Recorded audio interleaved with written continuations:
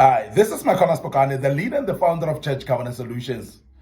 I'm continuing with these aspects that makes a powerful church, those things that makes a church powerful.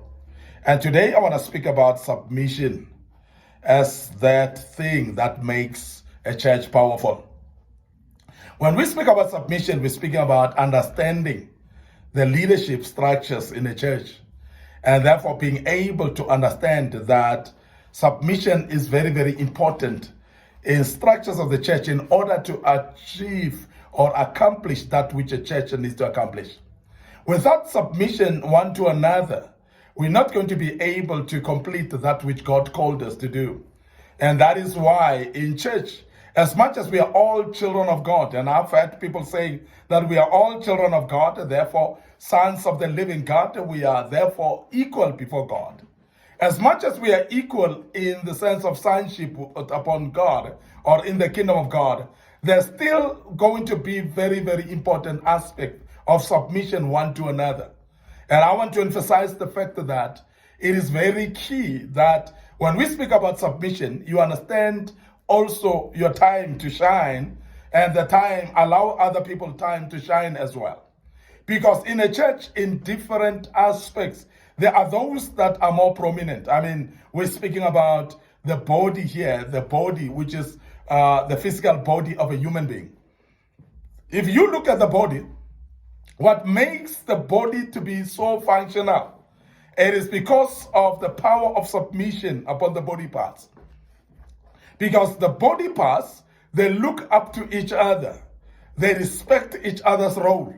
They respect each other's space and time of shining at any given time. And that's the reason why the body is so coordinated. And I'm emphasizing this because churches need to be well coordinated. And why a church can be very powerful is when a church recognizes the principle of submission. Now remember, in any church, as much as we are children of the living God, there are structures that need to be followed. And I want to emphasize that God calls one man or one woman and give them a vision. And when he gives them a vision, they are going to build a body called a local church.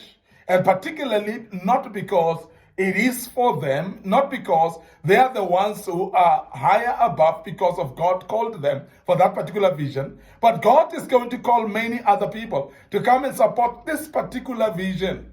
But while they serve under this particular vision, there must be an element of the principle of submission one to another. Because then without submission, there's no way we're going to see progress in this particular church. Now, the body parts, as I mentioned, when the hands are at work, they're busy. The feet don't say, I want to shine. The feet don't say, also, I want to be seen doing something. They will stand there, or they will even be able to take the hands to a place where the hands have to work. And there are times when the mouth works, speaks, and there's no time whereby the eyes will say, no, I don't want to see the things that you want to speak. I don't want to open to see, for you to see, because otherwise you're going to shine. And you find that every single part of the body submit one to another, respect each other's responsibilities. And as a result, they are so functional that they become very fruitful in everything that they do. Now, you cannot be productive as a church if there's no spirit of submission amongst yourself. Now, the leader is just but part of the body. And the leaders that are being appointed as well, they're just but part of the body.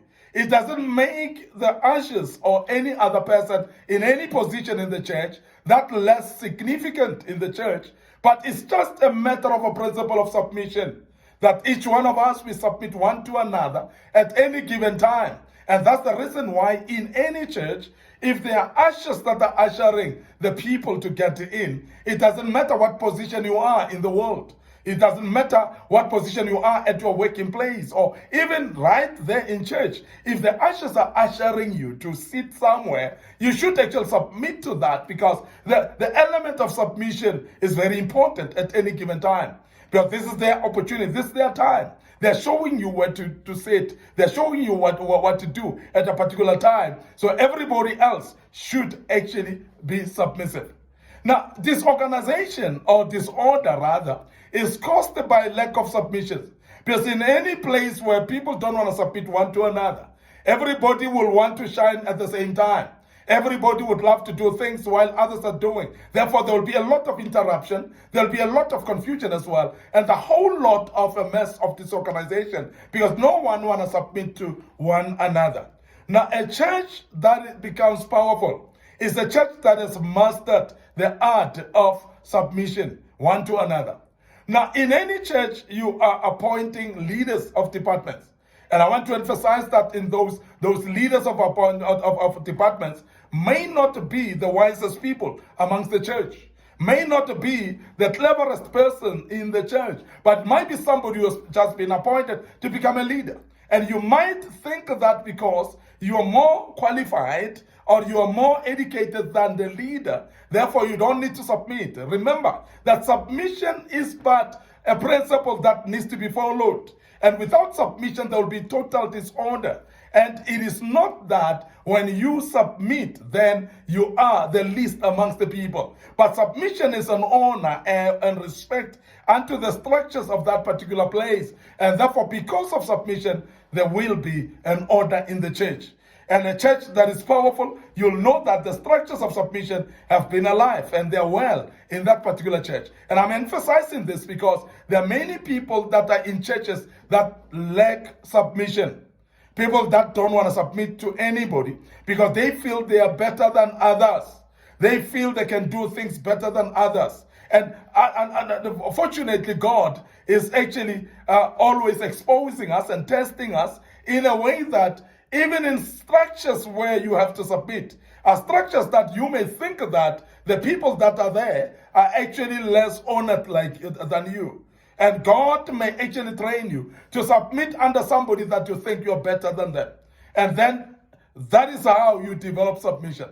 And without submission, therefore, there will never be any structure that functions. There will never be a church that becomes powerful without submission at all. And I want to urge leadership that has been appointed by, say, a pastor or a prophet or a man of God that's leading the church. Respect and submit under him fully. It doesn't matter how old you are. You may be older than the pastor, but you need to submit because of the authority that God has given him to lead in that particular vision. So therefore, it is very important that you make it your intention as an individual to submit, therefore. You make it as an intention, as an individual, to submit under the department where you are. And when you honor the leadership of that department and submit, therefore, you are actually promoting yourself and you are causing actual improvement in that particular structure of a church. And churches become powerful based on the number of people that are submitting. So submission, therefore, becomes very, very important. And we cannot actually emphasize it enough that submission is very key. And we must emphasize also that because submission is actually something that we speak about church, submission is very important actually in different areas. It might be at home, in your family. It might be at work, in your corporate life. Very, very important that we use the principle of submission in the church as well. Now, I want to emphasize also that there are times where we are given example in the Bible, whereby we see the disciples submitting under Christ.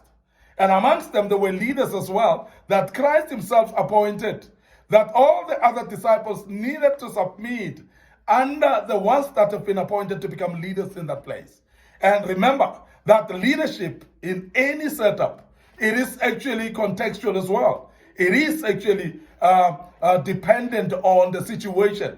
There is what we call situational leadership, whereby somebody is being appointed a leader for a certain time because of the particular project that has been done.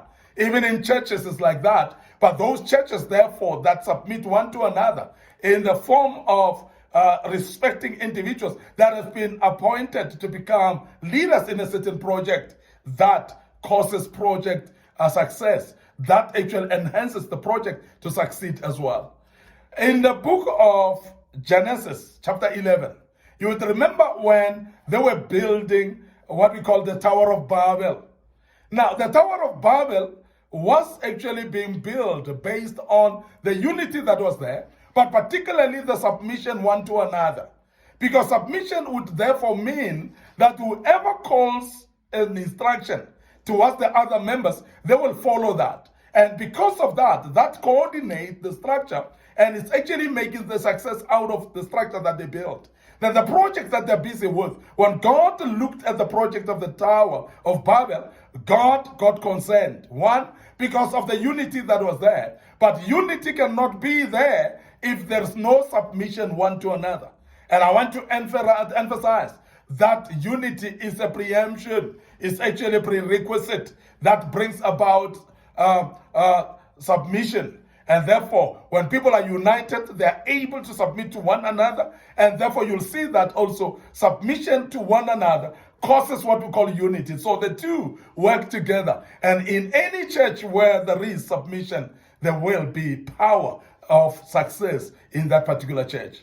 And I want to urge you that as a leader of a church, please forge for unity, also forge for submission amongst one another, because that will build structure that is successful at all times, and that will not fail at all in that particular structure. May the good Lord bless you. I believe that you have heard this, you have learned from this, and you will continue joining us as we teach these particular teachings. But before I check out, please don't forget our Facebook page, Micornus Phokane, and our Facebook page, Church Governance Solutions. And I would love you to please like those pages.